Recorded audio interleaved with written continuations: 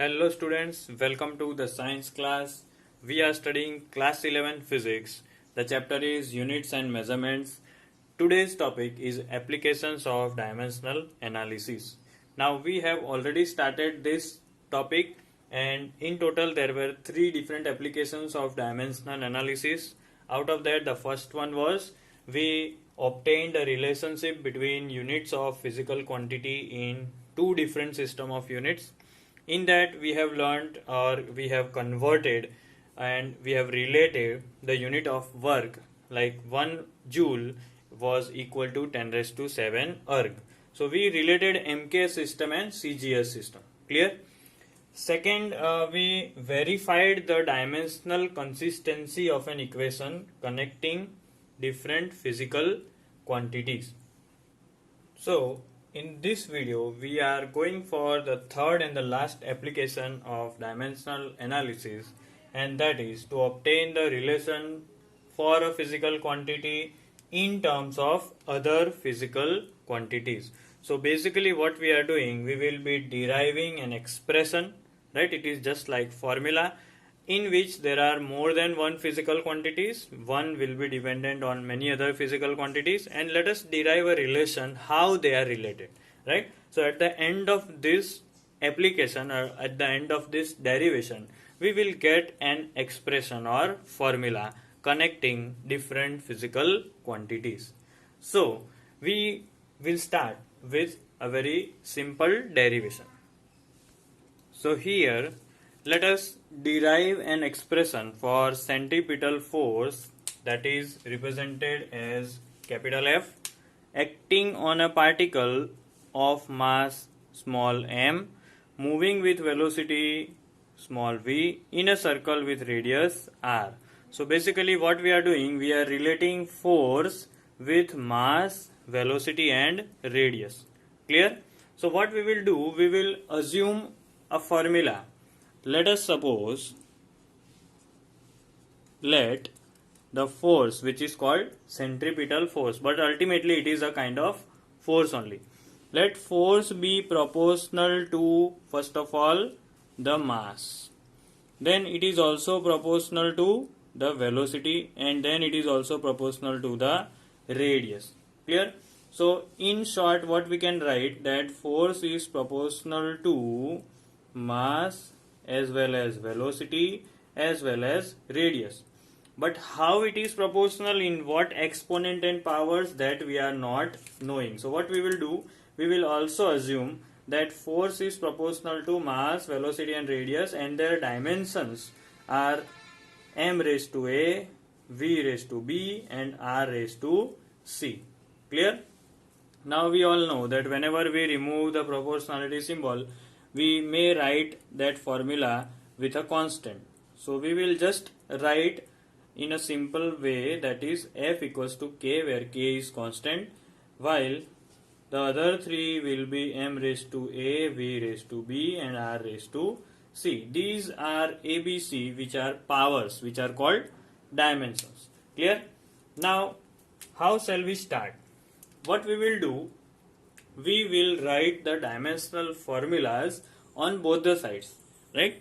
So writing dimensional formulas.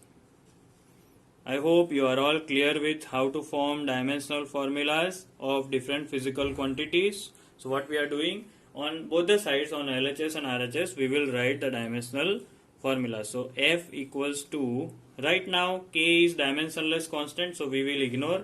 F equals to m raised to a, v raised to b and r raised to c. So force dimensional formula, for your hint I have written force, we will write m raised to 1 L1 T minus 2. Clear?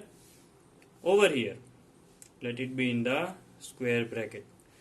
Over here we have mass. So what is the dimensional formula for mass? It is only m1 L0 T0. So if you want to write full, you may write, or else if you only want to write m1, that will also be fine. So I am writing m1 L0 T0, I am ignoring. But don't forget whole raised to a. Then we have velocity dimensional formula m0 L1 t minus 1. So L1 and t minus 1 I am writing whole raised to b. And then we have finally r for radius, and its dimensional formula. Ultimately radius is a unit of length only, right? A physical quantity which denotes length. So it is only L1. And don't forget whole raised to c. Now what we will do, we will multiply the internal powers with the external power. So ultimately here it will be m raised to 1 into a as a. Then we have L1 into b is b. Then t raised to minus 1 into b minus b. And ultimately finally L is 1 into c is c. So you can see that we have m raised to a, L raised to b, t raised to minus b, L raised to c. So we can combine L and L. So we can write this as m raised to a, L raised to b and c combinedly can be written as b plus c, and ultimately t raised to minus b. Over here we had m1, L1, t raised to minus 2. Now what we will do, we will compare the power on both the sides, because you see bases, that is m, over here also m, L over here also L, T over here also T. So base is same, so power will also be compared. So here if we compare the power of m, after comparing we will get the values of A, B and C. So if we compare the base and powers, A will be 1, A and 1.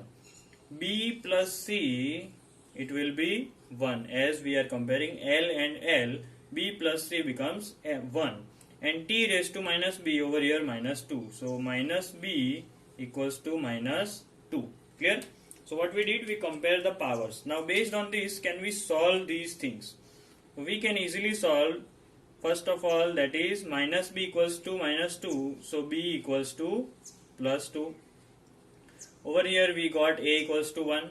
Now if over here, if you put b plus c equals to 1 and put value of b, that is 2. So it is 2 plus c equals to 1. So c equals to 1 minus 2 and c equals to minus 1. So now we got all the values of a, b and c.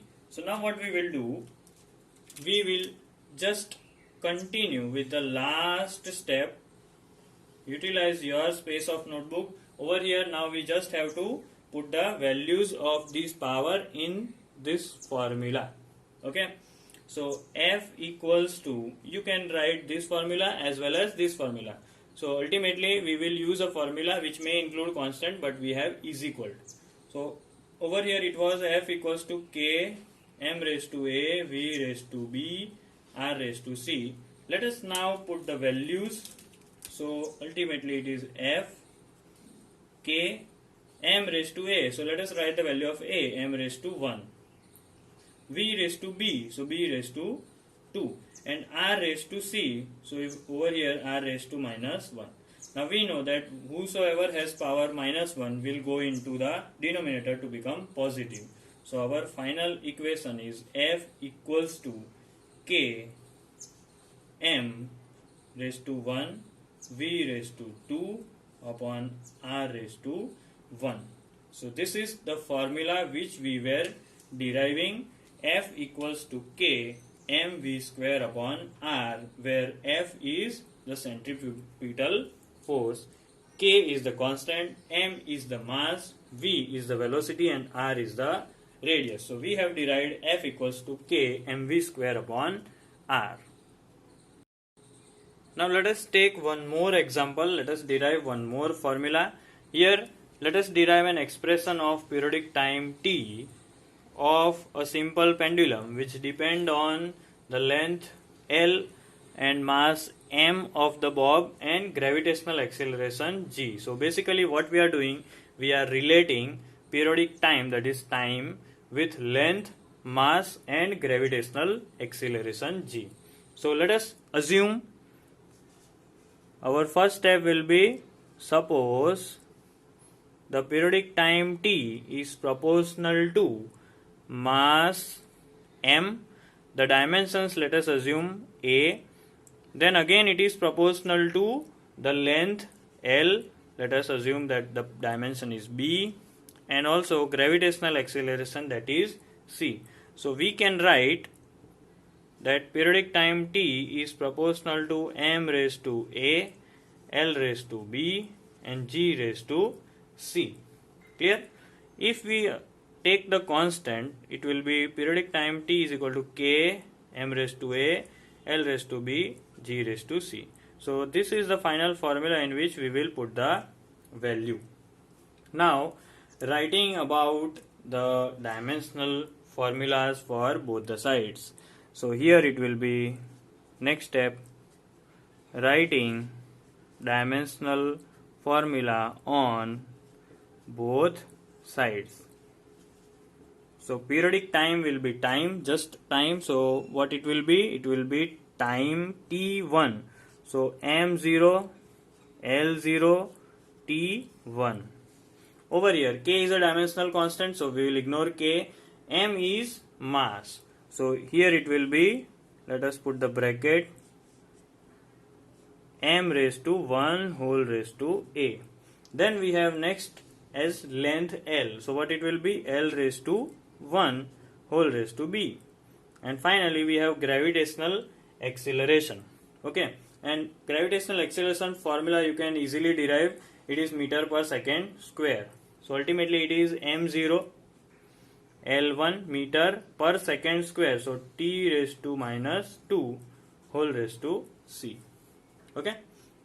Now let us continue with the multiplication of powers. M raised to 1 into A will be m raised to A. L raised to 1 into B is L raised to B. Over here L raised to 1 into C is C. And then T minus 2 into C minus 2C. So L is repeated 2 times. So let us combine that. Here it will be m raised to A, L raised to B plus C, and T raised to minus 2C. Over here we had m raised to 0, L raised to 0, T raised to 1. Now the next step will be comparing. So if we compare the powers on both the sides, LHS and RHS, the power of m, if we compare, what will be the value of A? It will be 0. Then we have B plus C equals to 0. B plus C equals to 0. And finally T raised to minus 2C equals to 1. Right? So we are clear that value of A is 0. B plus C is 0. We need any one's value. So let us go for the value of C. What will be the value of C? C will be minus 2 will be taken downside, so it will be minus half. Okay. And then we shall go for B plus C equals to 0. If we put the value of C, that is minus half over here, minus half will go on the other side. B equals to plus 1 by 2. So you see carefully, we have got the value of A first of all, that is 0, B that is half, and C that is minus 1 by 2. So what if we replace these values in the original formula? So now let us do the replacement. So putting values of A, B and C. So T equals to K m raised to A, that is 0. Then it is L raised to B, that is half, and G raised to C, that is minus half. Okay. So if we take minus half on downside, will it be K? Now what will be m raised to 0? Anything raised to 0 becomes 1. So here m raised to 0 will become 1. So we will ignore that. Here L raised to half, and here G raised to plus half. Minus half goes down, becomes plus half. Now we all know that what is raised to half, that becomes root.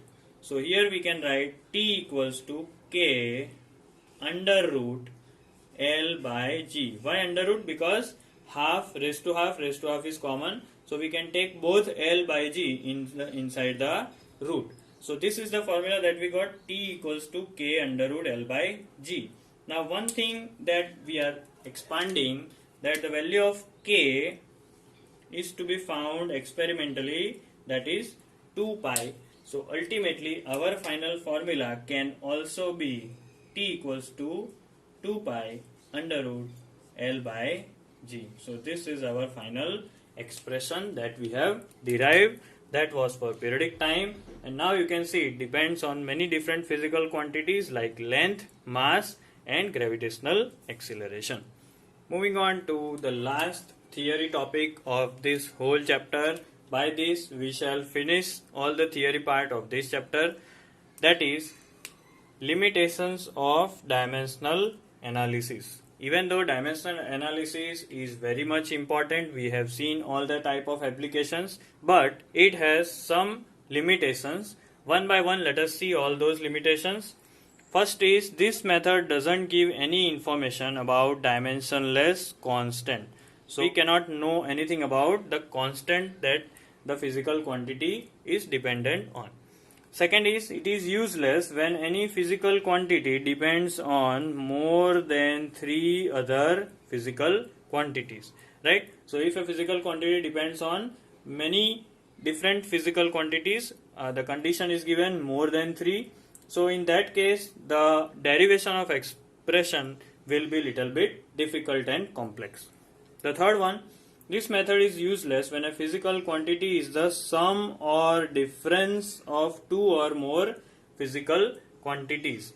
If in case the formula, the expression contains addition of different terms or subtraction of different terms, then this method will be useless, right? Like you say s equals to ut plus half at square. In this we have this addition, so this method won't be helpful in these kind of expressions. Fourth point, this method isn't useful in case of relations involving trigonometric, logarithmic or exponential functions. So if any formula contains some sine, cos, theta, trigonometry or log, then this method won't be useful for deriving the physical relation. And finally, it is not useful if a constant is not dimensionless. For example, you see f equals to g m1 of m2 upon r square. So here g is the constant, but this constant is not dimensionless. It has some kind of dimension. So whether to use it in the dimensional analysis or not, that will be a problem. So this method is not useful if a constant is not dimensionless. Clear? So these are the 5 different limitations of dimensional analysis. Make sure you are writing and learning it point by point. So that's it for today. Thank you.